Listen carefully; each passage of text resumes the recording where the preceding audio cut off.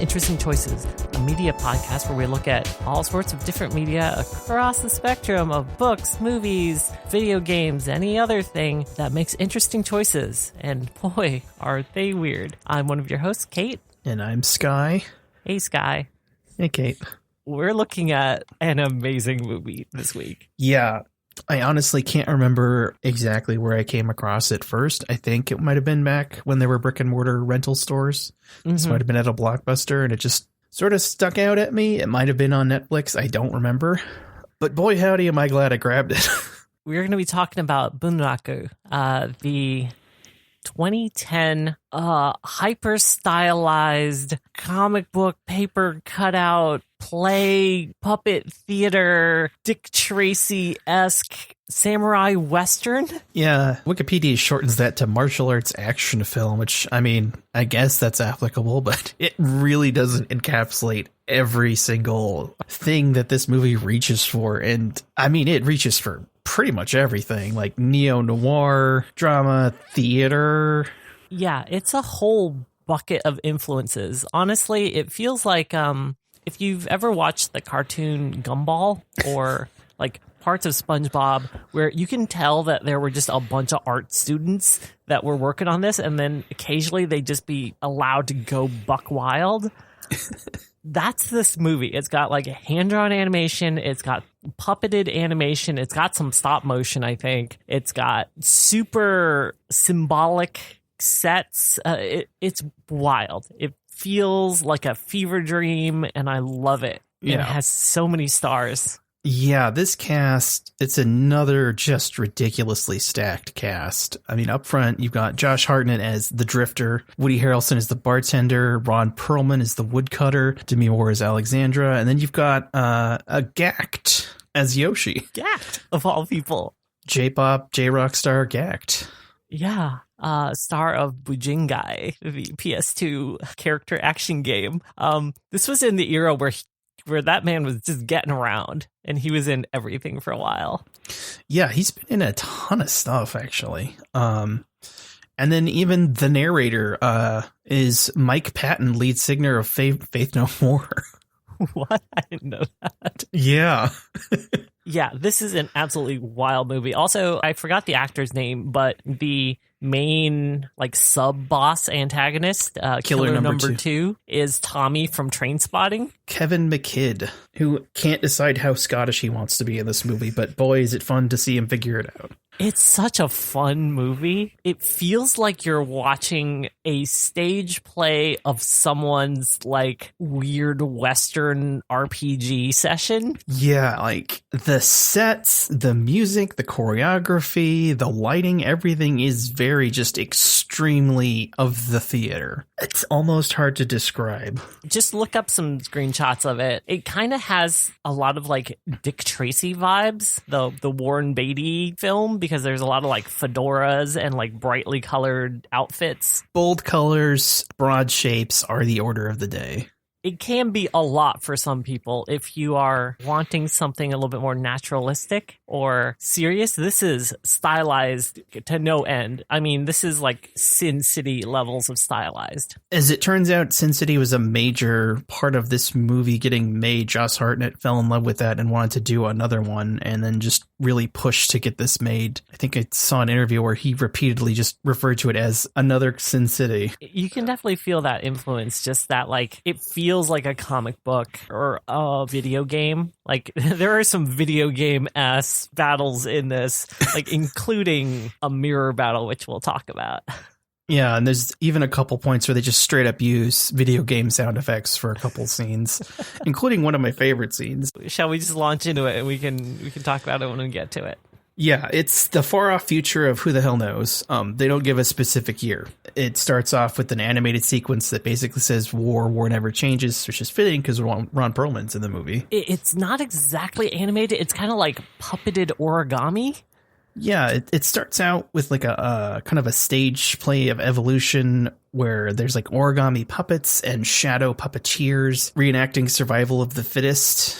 And then we go to a history of mankind and war. And eventually there was either World War III or just a war that was so big everyone decided guns bad and they need to go. And I kind of laughed because a big truck shows up in front of all of the soldiers on screen and then leaves and they don't have guns and they're all very sad about it.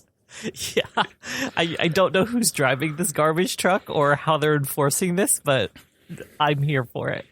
Yeah. So the entirety of the world's military is restructured so that guns aren't in use anymore. They don't show any large formal armies, but it's implied that people have gone back to using swords and spears and their fists. Mm-hmm. Yeah, this feels, weirdly enough, a little bit like The Warrior and the Sorceress. It's back to this like feudal city-state type system where, yeah, I guess there's a mayor and like a police chief and whatever, but they're just towns run by warlords. This movie actually takes that concept and does something with it and incorporates it into the narrative. It almost has shades of like Kill Bill in there, of the way that the hierarchy is structured. Everything, everybody's costume, Woody Harrelson's car, the bars, everything. Style is the order of the day. So after the sort of setting the scene, we open up with a train. We do. We get a brief little intro that this particular town we're coming to is ruled over by a warlord or a crime boss known as the Woodcutter, who basically looks like Viking Gandalf. Yes. And is played by Ron Perlman, fittingly enough. But yeah, Josh Hartnett blows into town on a train, and he goes looking for a bar, and he finds the Horseless Horseman, which is kind of a theme because he is a gunslinger in a world without guns. Yeah, everyone is the thing that they are without the thing that they need. Yeah. Gackt is also on the same train, and he is a swordsman without a sword. Yeah.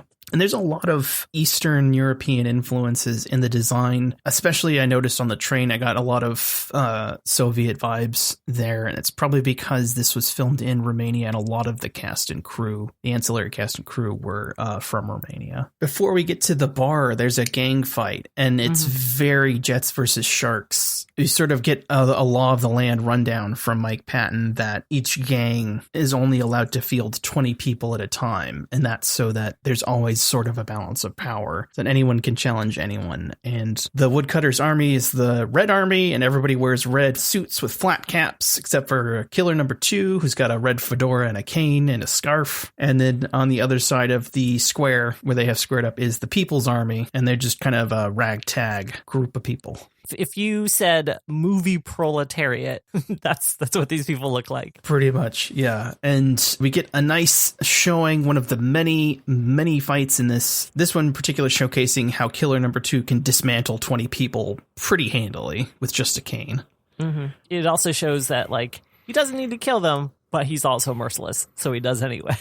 Yeah, and there's just so much choreography, and this set just wowed me immediately because the camera does a lot of 360 spins. So, I mean, they said they used green screen a lot, but I get the feeling that this was definitely one of the sets they built because you can see all of it, and everything looks like it was made for the stage and made to look like it was made out of paper. Yeah, we'll find out later, but everything kind of looks like a pop-up book, and a lot of the transitions are like things popping up, like pieces of scenery popping up, and then you pushing into it with the camera. That is observed by Josh Hartnett as he walks into the Horseless Horseman, the bar run by Woody Harrelson's character, the bartender, and he proceeds to punch several people to death. Yeah, he sits down at the bar and Woody recognizes him, and they have a conversation like the most Western conversation ever, where no one ever says anything directly and kind of just like motions vaguely in that direction, but everyone knows what everyone else is talking about. Well, before he punches people to death, he buys a whiskey with several card tricks without saying a word. He's looking for a card game, and some of the bar's patrons are not too pleased about him looking to gamble because gambling is outlawed except for the casino we see later. And so he squares up with somebody and punches their brain, their nose up into their brain.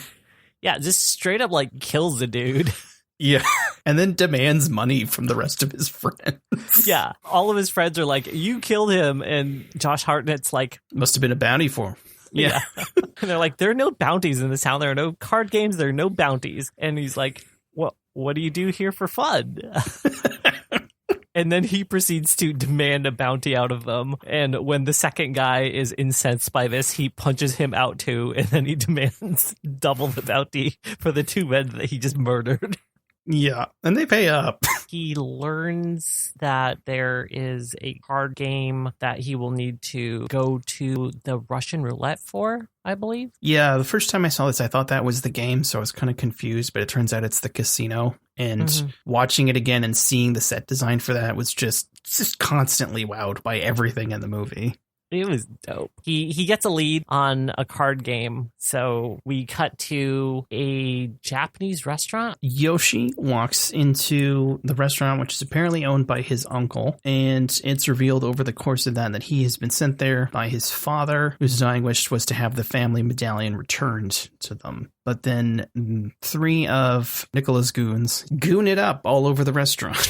They come in, they basically bully the staff, demanding fish. It's stated that the owner of the restaurant had been paying protection money and was up on his payments, but this was just a random bullying that they were doing.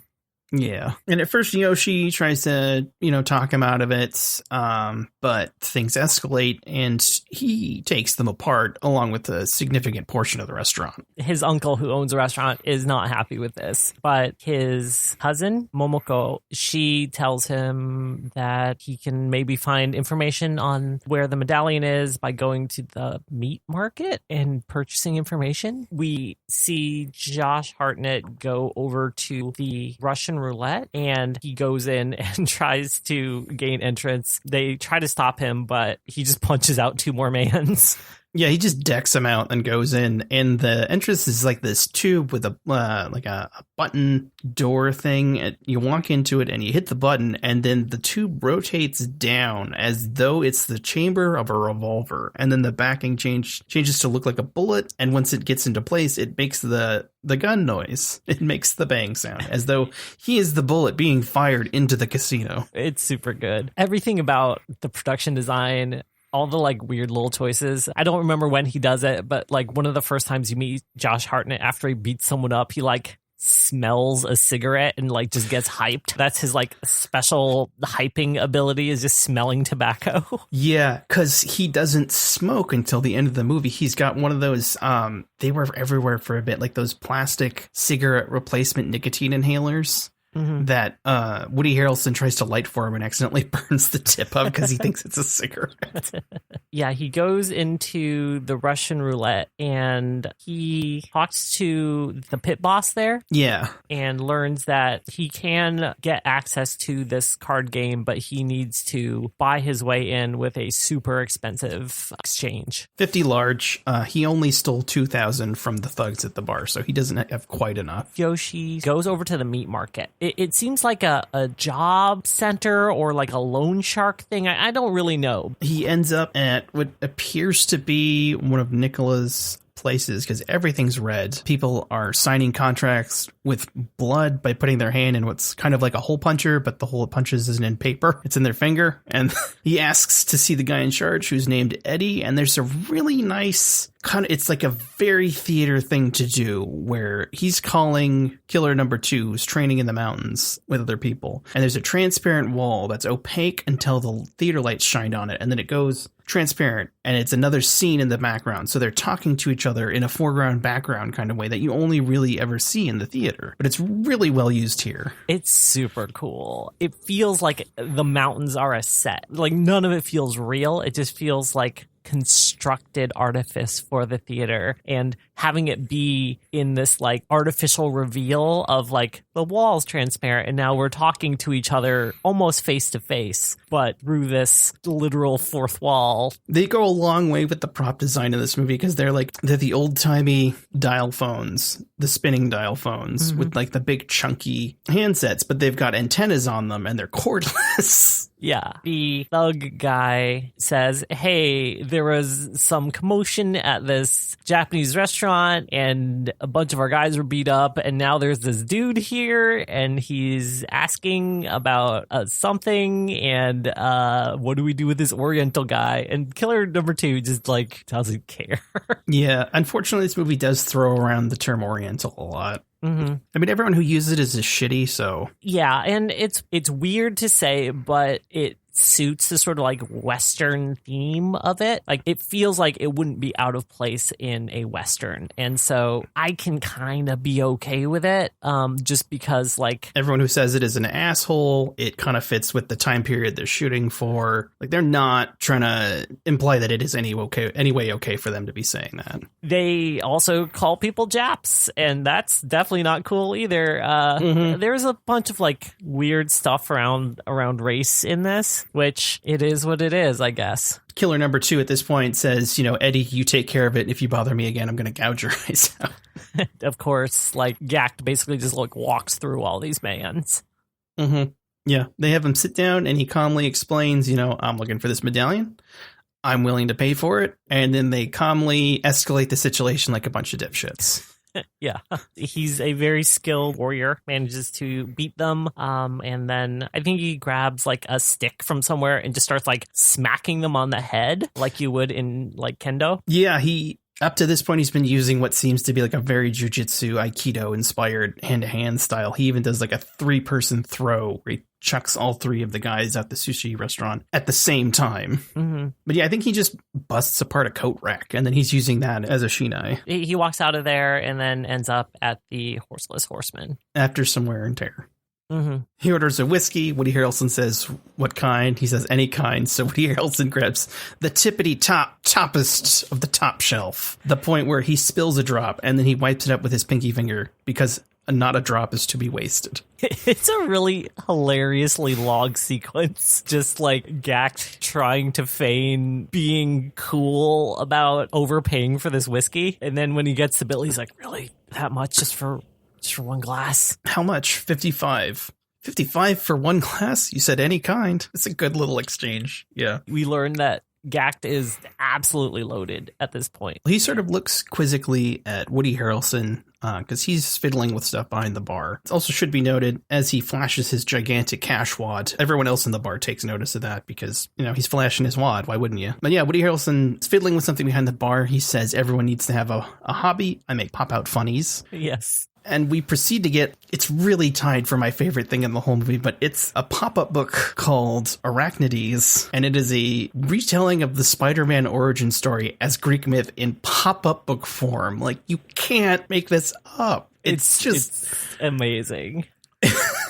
It's so ridiculous. I absolutely love it. They spend like a lot of time on it too. Yeah, it's really well made. They go through the whole thing. There's like Kirby-esque illustrations. There's mixed media. There's using like actual netting for the spider webs. And there's like even the little bits that you pull the tab out and it moves a thing. Woody Harrelson's character throughout the film is making like little pop-up versions of different things. Kind of like Edward James almost in Blade Runner. Gackt was like, oh, funnies. You mean like for children? And Woody Harrelson's offended. He's like, no, for people with imaginations. After they go through the story of Arachnides. Somebody throws a throwing knife through his whiskey glass of expensive-ass whiskey. And we get another bar fight. All of them are coming towards him, and then he, like, uses his sake, like, his killing essence to, like, intimidate these mans while he's trying to walk out the door. But they aren't having it, and so he's getting backed up, and then Josh Hartnett appears in the saloon doorway. He doesn't do anything. He just shows up, and they remember him before... And they leave. Yeah, they all just sit back down quietly. And Gackt is like, ooh, these guys weren't impressed by me, but they are terrified of this man's. They don't actually want to talk to each other, and so they kind of talk around each other and never give each other enough information, and then like just blow each other off entirely, leading up to like really stereotypical, we gotta punch each other till we see eye to eye, let's be friends now dust ups. They go out behind the bar and they have a good long fight. Josh Hartnett has to get serious and take off his jacket. Mm-hmm. And then borrow Woody Harrelson's cigar for a quick whiff. It's a really great fight in this like weird abandoned attic thing. It's such a cool set. But they pretty much fight to a standstill. At one point, the rain starts. And then they're fighting in the rain. Yeah. Woody Harrelson pulls out like a paper umbrella and opens it up, and is just like sitting there drinking and smoking while watching these two mans just punch each other silly. Josh Hartnett gets the upper hand a little bit, and Gackt goes over, borrows Woody Harrelson's umbrella, pulls the umbrella part off, and uses that as a sword. They just keep fighting to a stalemate where they're just like both choking each other out, and then they pass out. And Woody Harrelson's just, applauding because this has just been such a show. They've earned each other's respect, but Josh Hartnett asks for a loan, and Gackt is like, nope. So they part ways. Demi Moore's character is in a harem area and had been like messing around with some of the random street level Red Army. And like killer number 2 is understandably upset that the boss's woman is just like messing around with these like little underlings, but she doesn't care. She's very drunk and very surly. And it was either at this point or slightly after when killer number 2 basically just tells the chief of police to arrest Yoshi. This is when they send the police after the Oriental because he's been causing trouble. Crime runs this town, so the police got to do what they say. After the little duel, Woody Harrelson and Gackt are walking down the street together, I guess. They're just like hanging out, and then they get stopped by a bunch of police. Gackt immediately responds by just beating up a bunch of cops. Yeah, he takes out 4 right away. And then it's like, wait, no, this is the police. I'm just like, good. Punch the rest of them. Yeah, punch them cop. It was to the point where he like grabbed one of their swords and was about to engage with them with a sword. They actually had spears. It's the first time we really see them in the movie for realsies. But yeah, he gets taken into custody. Josh Hartnett returns to the Horseless Horseman, and Woody Harrelson tells him that Gackt had been taken by the police. And Josh Hartnett immediately goes off for a one-man prison break, beginning my absolute favorite sequence in the movie. He's on a rooftop adjacent to the prison. He's walking back and forth, and he's hyping himself up for something.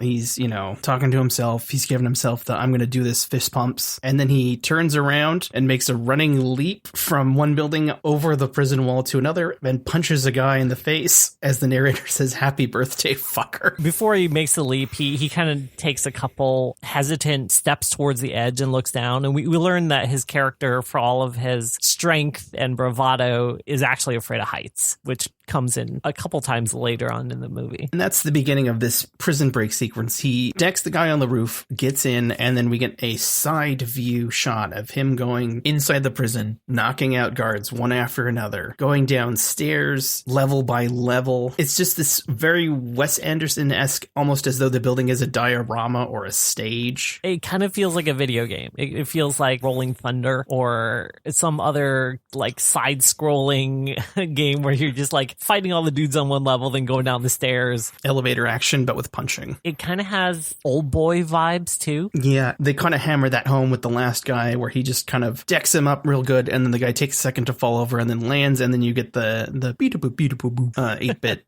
arcade sound as he walks off the screen. He like single-handedly just punched out like an entire precinct filled with police officers, and he ends up in Gackt's cell, and Gackt is beaten and like lying on a cot sleeping, and Josh Hartnett like grabs some metal thing and starts running it across the bars to wake him up like a jerk. He was actually using the keys, funnily enough. They burst out of the front of the building, and then Woody Harrelson shows up in his ridiculous little car. Gackt is in no condition to really fight, so they just kind of shove him in the car. They hop in, and then there is an amazing chase through the city. It feels super Wes Anderson-y. Yeah, one of 2 great chases involving that car. This chase is almost a preview for the second one later. Like, this movie's got everything. Fight scenes. It doesn't have a love story, which I kind of appreciate. It's got a little bit of sexual tension, but like that's about all you get out of that. But if you've seen like Lupin the Third, this car chase sequence is 100% just Lupin the Third. It's Definitely. So good. Yeah. You just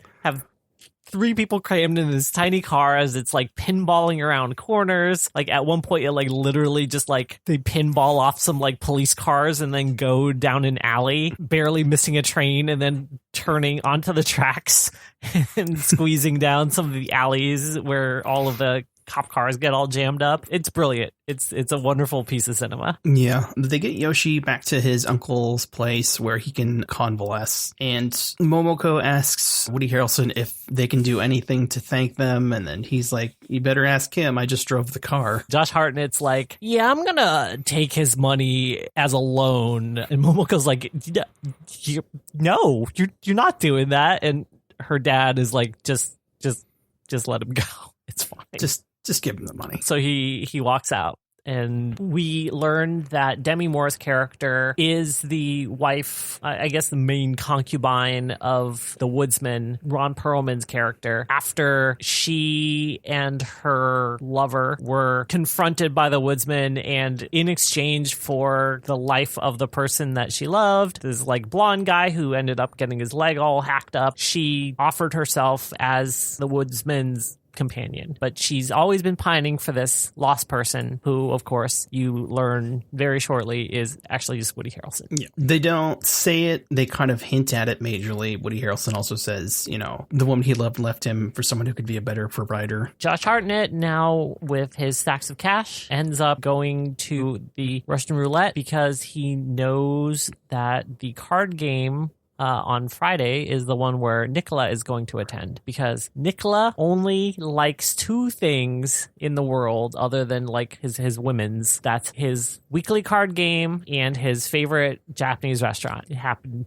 to be run by Momoko's dad, Gackt's uncle. Josh Hartnett trades his stacks of cash for stacks of chips. And we learn that Nicola isn't there. He has an associate, and he's teleplaying the game through a film projector.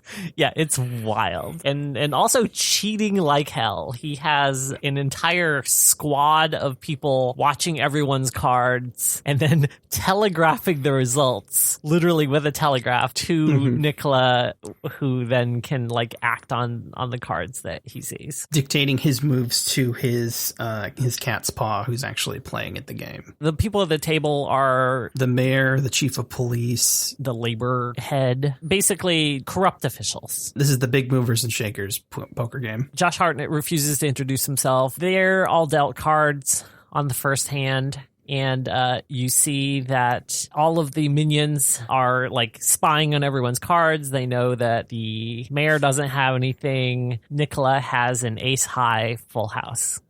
Aces and kings, I believe. I think it was aces and queens, and then Josh Hartnett had an eights and kings. Josh Hartnett, even though the audience, through Nicola's lackeys, knows that he does not have a winning hand, still bets it. He goes all in on the first hand, and people are like, are you sure? And he's like, yep. And it turns out they don't show him actually doing anything. It's just implied that he manages to finagle different cards around because he's got quick hands. Yeah. After the first round, he somehow turns Nicola's ace high full house into a queen high full house. And so his king full house beats it. And then they're like, keep your hands on the table. And it's a great sequence where he just like immediately puts his hands on the table, and then there's just a bunch of cuts of his chip stack growing and growing and growing. I really appreciate that, where they're just kind of like, no, we're not going to play out every single hand. It's just he's kicking butt. And then the next time they pan away from him to the rest of the table, everyone is like super disheveled, and the mayor has his tie loosened. The chief of police like throws in his last chip. Like everyone just like gives up until it's just Josh Hartnett and Nicola. And for a second, it seems like they're going to have an epic card battle showdown. But Josh Hartnett's like, I won't feel like I've earned this until I play to you personally. Sort of calling him out. Tomorrow, noon, the square. But he does manage to take back his original buy-in, which he then returns back to Gackt. But Josh Hartnett goes to the square, and surprise, surprise, it's a trap. Basically, at this point, Nicola's goons are not having it. They bring out like everybody. At least 2, maybe 3 of the like named killers. There's a ranking of these 10 killers, Nicola being the number 1, and then 9 below him. And I think at least 2 or 3 were out there. And then an entire Cirque du Soleil worth of acrobats. When Josh Hartnett gets to the square, there's a guy in a woodsman costume sitting at a card table in a like little gazebo in the middle. But he gets weird vibes and says, "Take off your hat." He does, and it's this like weird emo kid. And yes, he's part of the Cirque du Soleil. And then like I think he's one of the killers. I think he's like a low level killer. But everyone comes out, and so they all just start fighting him. And it's probably like 40 dudes. Yeah, and he's not doing super well until Gackt shows up to even the odds. They manage to basically beat up all of the low-level henchmen until it's like I think they even managed to take out one of the like crappier killers. But then the only two left are this dual-wielding swordsman and this like really dapper black dude. Who does, I guess, capoeira or something? Maybe. I don't know. It seems like he was in charge of the rest of the acrobats. Like, that was his deal. Mm-hmm. Because they sort of go off into another car chase, and they manage to wreck all the other cars except for the two guys on motorcycles, which are the two other killers, and they sort of pair off. Conveniently in front of a circus. Yeah. And Josh Hartnett's like, which one do you want? Gackt's like, I'll take the swordsman. Gackt with a spear has to fight this guy with dual Chinese broadswords, while Josh Hartnett and the like dapper dude go. He definitely got the short end of the fight stick on that one. They have an acrobatic with trapeze over a tightrope and the net, the bouncy net. They're trying to fight on it, and Josh Hartnett is obviously out of his depth, but he still managed it somehow. Yeah, this is where him being like afraid of heights comes into play, because he's having a hard time doing the trapeze part of the battle. Thankfully, it doesn't last very long. They basically like swing into each other, grapple in the air, and then immediately fall in the net and just start fighting there. Yeah, if you've ever seen two kids like get into a fight in a ball pit, it's a lot like that. Or like on a trampoline, yeah. Yeah. As expected, both managed to vanquish their opponents almost simultaneously. Gackt impaling swordsman while Josh Hartnett just like snaps the neck of the trapeze dude. Unfortunately, while all this is going on, killer number 2, right, he's not there because he goes to the hotel where Yoshi's uncle and Momoko are staying to try to find out where Yoshi is. The uncle straight up says he left. Like, they've got no reason to lie. They told him the truth, but killer number 2 is not having it. One of the thugs puts his hands on Momoko, and the father ends up fighting him to protect him, and then pulls out 2 of his like sushi knives, and he kills the 2 chuckle fucks that are with him. But then killer number 2 is just an order of magnitude greater than them. He ends up just stabbing the uncle through the chest. He gets a dramatic death sequence where he poetically tells Momoko that his life was worth it to have had her in it.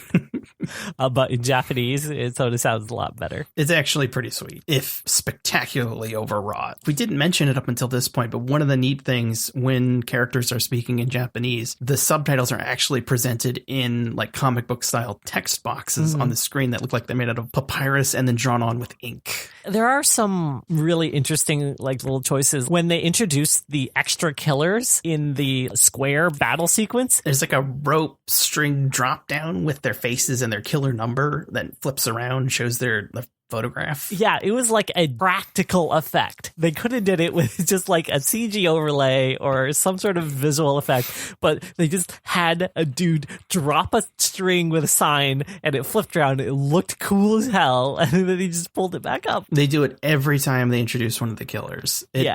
Some of them are pretty brief and you don't really get a good look, but they stick to that. Which is nice. It's super theatrical and super cool. Killer number 2 knocks out Momoko and abducts her. Spirits her away, yeah. Our 2 heroes are now on a quest for vengeance. Gackt is about to go off and basically burn down the whole town because he doesn't know where Momoko is. And they're like, yo, dude, we can help you find her. You don't know where she is. Just come with us and we'll do the do. And they team up because their interests are intersecting. And a big thing up until this point was that nobody, aside from Nicola's inner circle, actually knows where his hideout is. Woody Harrelson takes them to a person that can tell them. It is the leader of the People's Army, I guess, or I forgot what they're called. The People's Defense Force or something like that. There's a bunch of people doing coordinated kung fu on a beach, and they've been training, and they're just conveniently now ready to overthrow. Josh Hartnett's like, no, we just need weapons and maybe armor. And it's like, no, you need an army. Yeah, so they just happen to like get put in charge of this army of just like a random proletariat. Thus begins the sort of like ending sequence where they storm the castle. Oh, before all this though, there's a really neat, I wasn't a huge fan of it, but I really appreciated the effort that went into it. Instead of a training sequence, it was like the opening of a Bond film where they do the stylized music video stuff, but it's supposed to be a gear up training montage. Yoshi gets armor and a bow and arrow and actually gets a sword. And Josh Hartnett unfortunately doesn't get a gun, but he does get brass knuckles. They also get motorcycles, I guess. Yeah. Which Josh Hartnett then rides ahead. And I don't know why he rides ahead, because he's overlooking the camp on his motorcycle. Yoshi, the bartender, and the entire army sneak through the woods to the camp, which is kind of the first line of defense before the mansion of the woodsman. They all sneak up there, and then Yoshi like draws an arrow, which the bartender then lights, and then they shoot this flaming arrow onto the roof of one of the buildings, which is where all of the women are kept, apparently. But that signals Josh Hartnett, and then the rest of the battle, everyone runs in. It's chaotic. There's a lot of fighting between the People's Army and the like Red Army, and you know, different killers are coming in, just getting killed left and right. Josh Hartnett just like rides back on the motorcycle for no good reason. And then he comes in to start punching people. It's a fight. It's a large scale fight. Lots of dudes, lots of mans, lots of people's duking it out, stabbing it up. We see a cut to the interior of the building that Gackt set on fire. Momoko is tied to a post, and Demi Moore is like trying to free her, but her hands are tied and she can't do anything. And Momoko's like, no, just leave me. Just go. Save yourself. Just go. Woody Harrelson runs in and he's like, yo, I'm here. I'll just free you. So he does. He unties her just as Demi Moore shows up again with a pair of scissors, and she's like, hey, oh, hey. Mm-hmm. And there's this like moment of recognition between the two, and then the like building collapses. The ceiling falls on her. Yeah, on Demi Moore. And their tearful reunion is cut short by a lot of flaming debris. Yeah, but Woody Harrelson manages to pull Momoko out. While that's happening, the battle is ending, and our two heroes manage to vanquish all of the killers, and the remnants of the People's Army are victorious. There's just a field full of corpses, just dead people left and right. Mm-hmm. Yoshi does the hold the sword up in the air and shout, and everyone joins him. And then Josh Hartnett and Yoshi move on to the final boss castle. Yeah, the smart thing to do would be to siege them out, is what Woody Harrelson says. But they're like, no, we got to go do the thing. We're heroes. Mm-hmm. we have to go confront the final boss. He's like, fine. All right. Just like there's a waterfall. Go through the waterfall and then climb up this very tall shaft. And then you will appear in the castle. And then we get to the mirror match. It feels like that scene in Hobbs and Shaw, kind of, where our two heroes are like paired up together. And then there's two doors and each one picks a door. And in this case, they each get paired up exactly with their respective killer. That is just a mirror of them. Yeah. Yoshi fights another samurai. Josh Hartnett fights another Josh Hartnett. Like cowboy coat, hat, cigarette, like everything. He even hands him a cigarette, and then Josh Hartnett takes it and he's like, puts it in his pocket. Yeah. And their fights go respectively how they should. Josh Hartnett and his counterpart have a good old fashioned punch up. Yoshi and his counterpart square up, and they do the whole stare each other down and then have one decisive cut. And there's a lot of good detail in that, because like they do the run up, the cutaway, and then the cut to each person's face. And then when they cut back to the wide shot, you can see on the ground on Yoshi's side where his sword left a trail of blood from the other man. They have the stylized silhouettes. It's cool as hell. It feels like a music video. Josh Hartnett is a little faster than Yoshi in dispatching his dude because he didn't waste time sitting around. Staring at him. Yeah. So he makes it to the next chamber where killer number 2 is waiting. You know, killer number 2, he's like getting ready to fight Josh Hartnett, pulling out his sword and his like scarf, which I still don't know why he has that scarf. I don't know. He just has it in one hand the whole time. I thought he was going to do some kind of like lock thing with it, you know, but he never does. It's just there. Yeah, it's just aesthetic. It's just there because it's cool. It's just his thing. It's his lucky hand scarf. Yeah. But just about when they're going to rumble, the other door opens. Yoshi's like, hey, I'm here. I'm here too, guys. Yeah. So then Yoshi squares off against killer number 2, and Josh Hartnett moves on to take on Ron Perlman. Yeah. And Ron Perlman this entire time has just been shaving. Yeah. He's been using his like woodsman axes just to shave his beard into like a sweet little mustache. His perfect, immaculate Ron Perlman mustache. Which I kind of miss the Gandalf Viking beard, but you know, what are you going to do? Josh Hartnett goes through the door. They have a little bit of a talk, and Ron Perlman has been this entire time kind of feeling angst about being like the big bad boss, but like never getting to fight anybody. He's like missed the thrill of battle. And so he's like, tell me who you are, because I want to know like who I'm squaring up against so we can have this like thrilling battle. And Josh Hartnett is not having it. He's like, nope, not gonna tell you. So Ron Perlman just like throws an axe at him. Yeah, Josh Hartnett makes like he's going to attack him, and then Ron Perlman just hucks his shaving axe, and it gets Josh Hartnett square in the shoulder. Hero wound area. And then in the other room, Gackt is having a hard time, and they're both having a hard time, basically.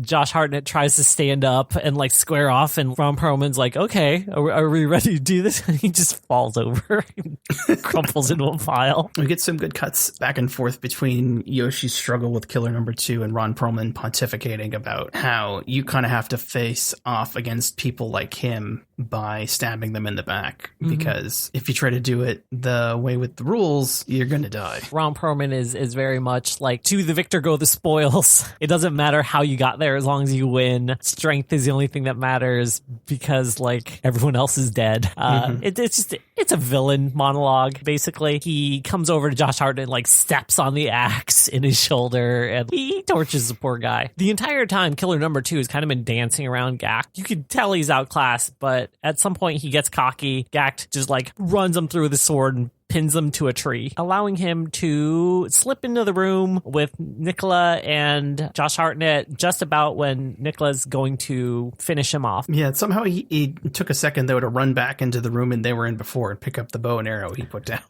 Yeah, he did, because he comes in and he's got them, and he manages to, because Ron Perlman's wearing the dragon medallion this entire time. Josh Hartnett was like, don't shoot him, and Gackt's like, I'm gonna shoot him, but I'll just shoot the medallion. I'm gonna do it. Don't do it. Yeah, but he just shot the medallion, and then Josh Hartnett grabs the second arrow, puts it on the ground, breaks it, sort of palms the arrowhead, and Ron Perlman walks over to his home shopping network, all the sharp things stabbed into a log display of axes. He gets a big bearded axe, and he is going to fight Josh Hartnett. Yeah, it looks like Josh Hartnett's going to stumble bum his way around on the floor, but as soon as Ron Perlman turns around with the axe, Josh Hartnett's up there on his feet and throats him with that arrow he palms. We all get the reveal that like the person that Ron Perlman had been quoting the entire movie was this person that he knew that told him this really good advice. It was Josh Hartnett's dad, and that's why he's there, because he's avenging his father for having been betrayed by Ron Perlman. Yeah, that's pretty much the movie. Josh Hartnett and Woody Harrelson and Gackt have a awesome working with you, see you around moment, and they shake hands. Yeah, Woody Harrelson and Momoko are going into business together to open up an izakaya, basically, where they'll serve sushi and sake in a bar. And Josh Hartnett's like, oh, like you help lead this entire town to freedom. You could be the mayor, you could be the police chief. And Woody Harrelson's just like, no, I just want to serve drinks. I was doing all of this just so I could continue to serve drinks, and I'm gonna serve drinks, damn it. Okay, bye. while chowing down on some sushi. Yeah, he's just like eating just like a bowl of chirashi. And you get like one final sort of like smoldering look between Momoko and Josh Hartnett. And then Josh Hartnett finally smokes a cigarette. Yeah, and Gackt's like, are you flirting? I'm not going to say anything. And then they just like shake hands and part ways. Roll credits. The end. It's a really fun movie. Yeah, there isn't a whole lot of bad things I have to say about the movie. I mean, the plot's pretty simple, but it doesn't need to be complicated. Some of the music falls flat, but by and large, it's really good. If nothing else, watch it for the action and the production design. All of it's amazing. They really swung for the fences on every aspect of the production design. Yeah, it basically feels like, what if Wes Anderson were like a 19-year-old boy as opposed to just being like an old weirdo? Because it has some of that sort of like very constructed artifice of a Wes Anderson movie, but like made to be cool. Yeah, it's not twee. Not that twee's bad, but yeah, it is that constructed artifice, but seen through a different lens.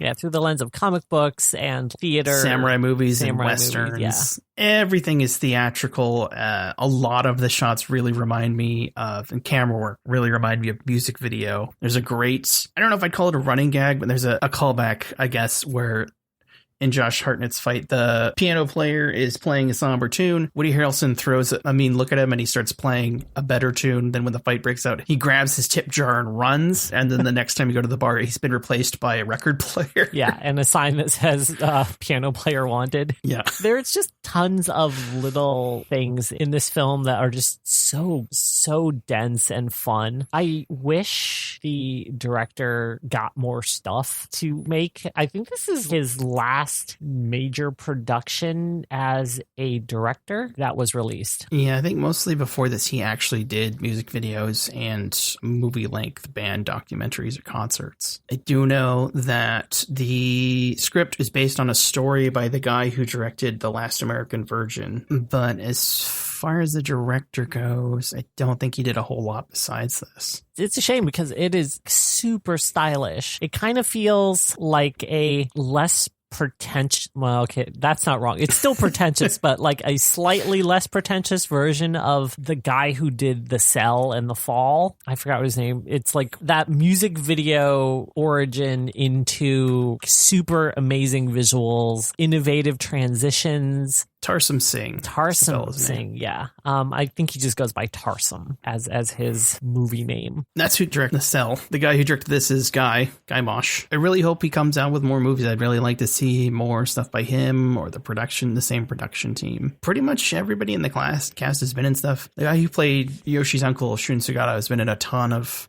movies. Ichi the Killer, Kill Bill Volume 1, The Last Samurai, Izo. Everyone's been doing stuff. Except for Momoko. she doesn't really do much after this. Which, I mean, I kind of get. She was nice, but she didn't stand out a whole lot. No. Unfortunately. Yeah, she was just kind of there. I like that they actually credit Killer Number 3 as Mirror Drifter. It's a fun movie. I heartily recommend it. It's a good time. I don't know that it's streaming anywhere, but if you have a half price books near you, there's a good bet it's probably somewhere. Yeah, I got it for $2 a long time ago.